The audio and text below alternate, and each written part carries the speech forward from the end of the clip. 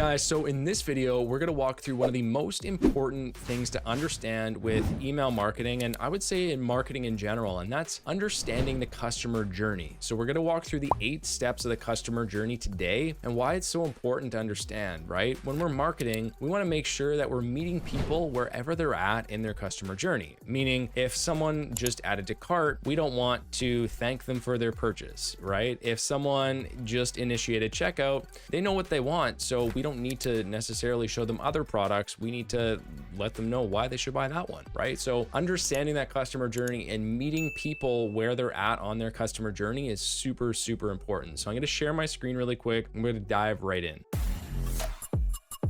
All right, so the 8 levels of the customer journey. Just before I dive in, I think it's really important to understand the different pieces and the different steps within email marketing that we're looking to build. So the first piece is acquisition. This is kind of this first phase right here where you're just acquiring new customers. And this is often the pre-purchase flows, pre-purchase campaigns, etc. Retention, which is step 2 here, which is where we're trying to get people to buy more and more frequently. And then the third piece is referrals. So this is where you're really trying to look at getting people to not only purchase more frequently, but also to refer their friends and their family. And this is just a diagram to show the kind of exponential effect that this can have, right? If you acquire one customer, you leave with $30 in profit. But if you look at this one, if you optimize your acquisition system, you leave with a little bit more profit. But that's not really where the magic happens. Where the magic happens is retention. Instead of $30 in profit, you're looking at $210 in profit per customer because they're buying more and more frequently. And then finally you get to referral, right? So if you've got one person who's referring 3 or 4 or 5 people, that's huge, because then this whole thing happens again. It's like this pyramid, right? It continues to grow and continues to grow and continues to grow. Now, what I want to dive into here is the 8 steps of the customer journey. So like I said, they break down into these 3 core sections: acquisition, retention, and referral. So what I got in the middle here is just where people are at in their customer journey. And then on the right-hand side is what actions they're taking at that certain level in their customer journey. So the first level is awareness. People don't know who you are. If they're not aware that you exist, they're not gonna be able to do anything. This starts with a site visit, right? A website visit. If you're doing ads and that type of thing, it might be like they click on the ad or something like that. But again, for the purposes of this, it's gonna be largely focused on email marketing, right? So site visit. Okay, they're on your site. Well, what are they gonna do? They're gonna look at a couple of products, right? They're typically not just gonna go to the homepage and be like, nah, I'm out. I'm not interested in this, right? Now they might, which is where we can get people back, right? In some sort of flow. They might not have, maybe the navigation isn't great. So maybe you need to help them navigate and select what they want. Maybe it was a little bit of information overload, or maybe they just got distracted.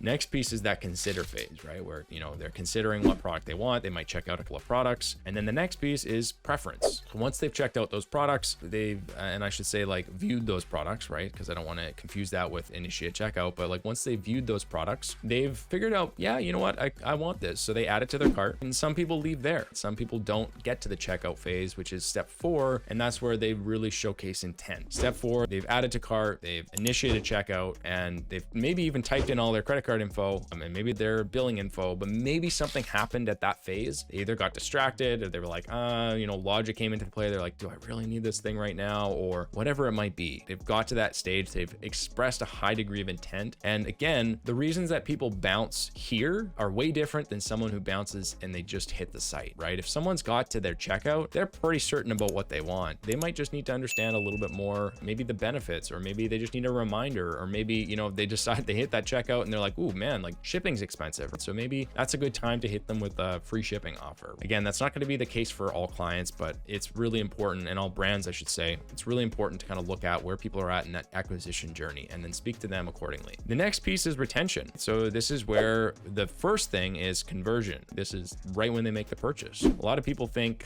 honestly, just fall asleep at the wheel after they've got the purchase, right? But what we want to do is walk people through and make sure they hit step 6, which is achievement. Now, if you don't have a great product, you're gonna struggle with this no matter what, no matter how great your marketing and your email is. But if you have a great product, there's certainly going to be questions that you get consistently from people. So what we want to look at is, hey, you know what are some of the key FAQs that we get? What are some of the most frequent ones that we get? And what are the things that are most hindering people from actually experiencing and achieving what they want from your product? It could be you're selling, I'll give you an example, like a hair dryer. If you're selling a hair dryer and maybe there's 3 settings and people don't know know how to do a blowout, all right? Or people don't know how to do straight hair. The reason I know this is because we have a hair drying client. So if, for example, they don't know how to get really salon straight hair, they don't know how to do beachy wave curls, what we want to do is show them how they can do that. Give them some tutorials. Like, hey, here's some of the best tutorials we have on like how to get great hair using our hair dryer. Could also be an opportunity to cross-sell products that might also be beneficial and that might, again, help to achieve their desired result. Next piece is referrals. So this is where we're trying to build loyalty and advocacy. The first piece is loyalty, which is how do we get them to purchase again? Well, we need to go through all of these steps first before they hit loyalty, because if they don't purchase something from us in the first place, they're not going to get there. And if they purchase something and they're not happy and they don't achieve what they want, again, they're not going to get there. And how do we prompt them to purchase again and again and again? And then eventually, how do we get them to refer their friend? How do we get them to become a loyal brand advocate? So those are the 8 steps of the customer journey. Now I'm going to dive into this a little bit differently. So this is kind of a overview of like the emails to focus on and that type of thing here. I'm going to just break this out into each section. Okay, so this first phase is the acquisition phase. So we have the awareness, and these are site visitors, and the emails that we want to focus on here are going to be the welcome flows and the site abandonment flows. The next stage for consider, it's going to be the browse abandonment flows. These are people who have viewed products. The next one is preference. So they've added to cart. We want to target them with an abandoned cart flow. The next would be intent. So they've expressed intent and they've initiated their checkout. And here we want the abandoned checkout flow. Now, key thing here to note, and check out the videos on the abandoned cart and abandoned checkout and the differentiation. But there is a difference between abandoned cart and abandoned checkout. Effectively, like abandoned cart, they just add to cart and they peace out. They don't actually hit the checkout page. Abandoned checkout, they actually hit the checkout page and they start,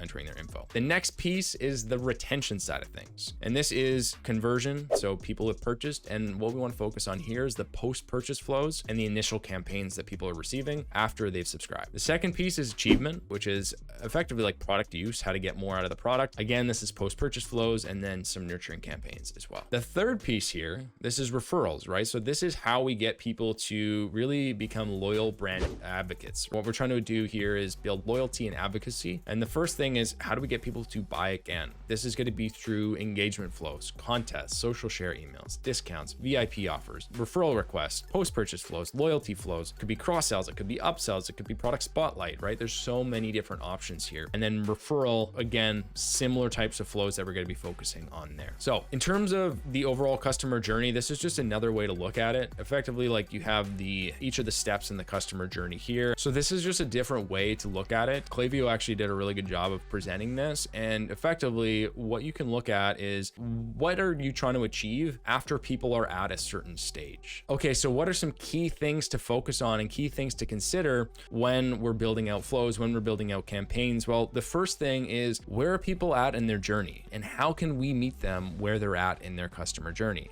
The main things we want to look at here are like, what are some potential objections that people might have based off of where they're at? What are some reasons that people might bounce? What are some reasons that people might have not clicked add to cart? What are some reasons people might not have initiated checkout? What are some reasons people might not have purchased again? And understanding those objections is absolutely key to understanding where people are at in their journey and how we can kind of craft marketing messages and emails according to that, so that we actually resonate with those people and we're actually getting them further along that journey and eventually to purchase and become, loyal brand advocates. So again, whether you're using this and applying this over email or you're applying this through the rest of your marketing initiatives, it's really, really important that you understand this and you understand the various different steps of your customer journey. If you got any questions, please feel free to let me know, and hope this video helped.